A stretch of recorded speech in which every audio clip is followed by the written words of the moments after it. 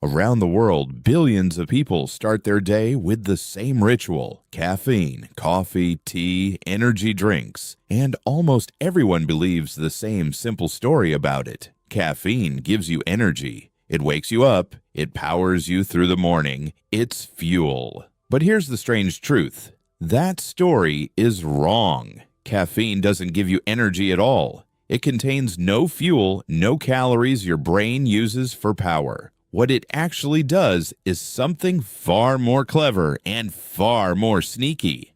It tricks your brain. And once you understand the trick, you'll understand why that afternoon crash hits so hard, why you need more coffee than you used to, and what really happens in your head over the first 2 weeks if you quit. So let's go inside your brain and see what caffeine is really doing. And it all revolves around a molecule most people have never heard of. That molecule is called adenosine, and it's the key to this entire story. From the moment you wake up, your brain cells are busy working, and as they work, they produce adenosine as a byproduct. Throughout the day, adenosine builds up, and it has a specific job. It fits into receptors in your brain like a key into a lock. And when it docks, it sends a signal that says, "We're getting tired, slow down, it's time to rest." The more adenosine accumulates, the sleepier you feel. This is one of your brain's main ways of tracking how long you've been awake and building pressure for sleep. By the end of a long day, adenosine is flooding those receptors, and you feel ready for bed. It's an elegant, natural system.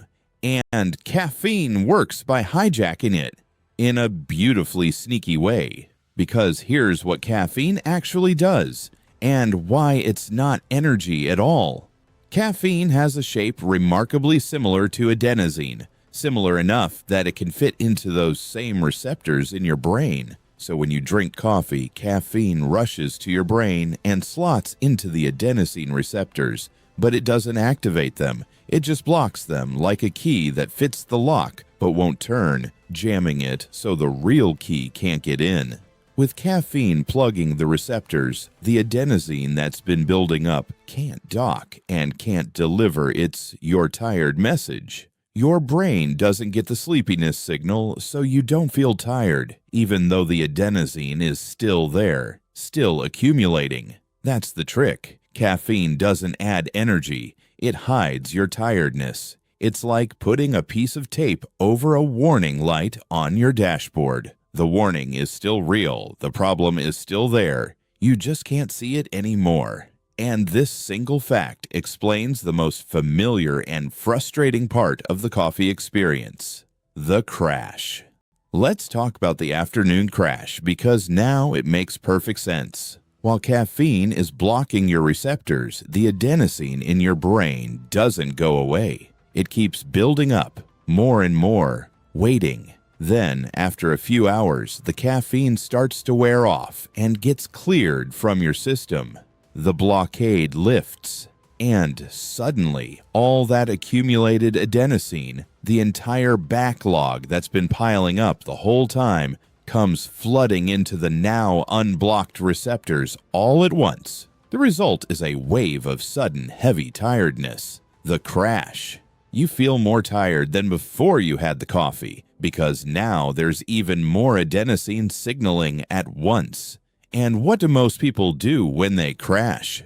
They reach for more caffeine to block the receptors again, starting the whole cycle over. This is the daily caffeine roller coaster, and understanding it is the first step to understanding why caffeine can be so habit-forming. Because your brain, faced with this repeated blocking, does something clever in response. And it's the reason your morning coffee slowly stops working. Here's what happens over weeks and months of regular caffeine use.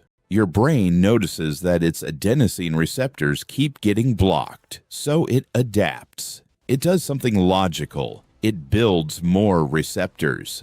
If the existing receptors keep getting jammed by caffeine, your brain simply makes extra ones, so adenosine still has somewhere to dock. This is called tolerance, and it's why, over time, the same cup of coffee stops giving you the same kick. With more receptors to fill, you now need more caffeine just to block enough of them to feel normal, let alone alert. Many long-term coffee drinkers eventually realize they're not drinking coffee to feel good anymore. They're drinking it to feel normal, to stave off the sluggishness of all those extra unblocked receptors. Your brain has recalibrated itself around the presence of the drug, and this adaptation is exactly why quitting caffeine produces such a distinct and surprising 2 weeks, which is where our experiment really gets interesting. So what happens if you stop completely? Day 1 without caffeine.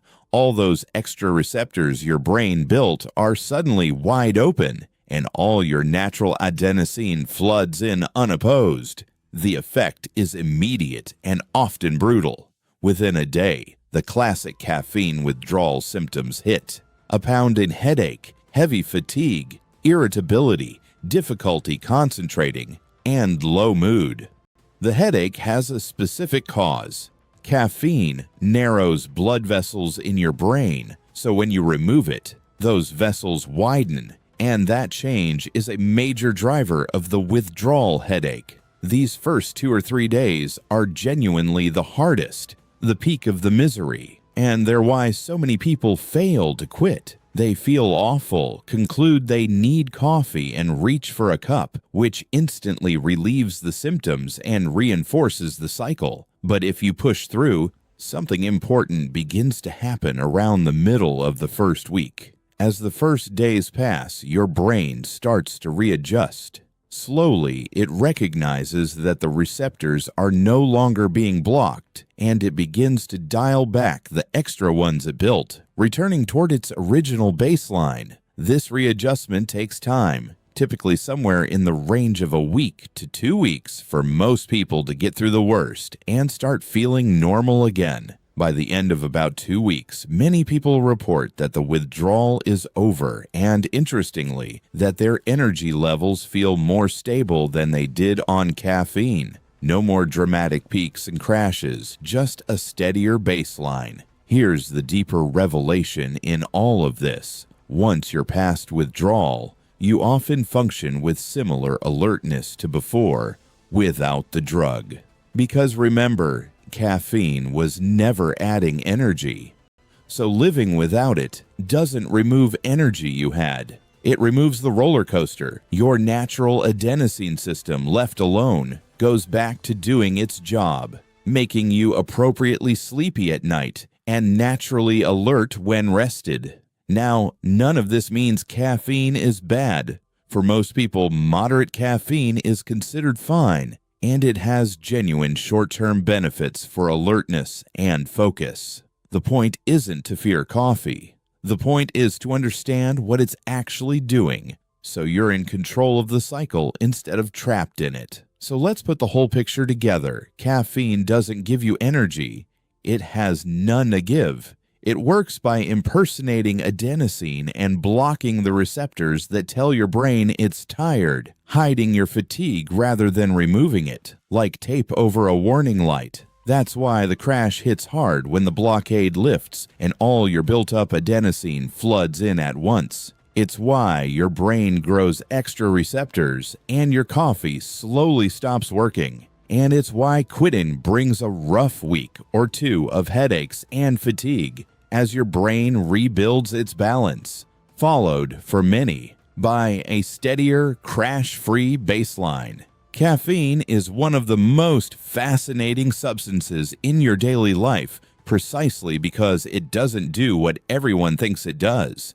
It's not fuel, it's a clever molecular trick. And now you know exactly how the trick works, which means the next time you reach for a cup, you'll understand what's really happening inside your head. And that opens up an even bigger question about your brain and rest. We've seen how caffeine messes with the signal that makes you sleepy. But what about sleep itself? And specifically, the surprising danger on the other end of the scale. Everyone knows too little sleep is bad. But what happens to your body when you sleep too much? The answer overturns what most people assume, and it's the story waiting for you in the video on screen right now.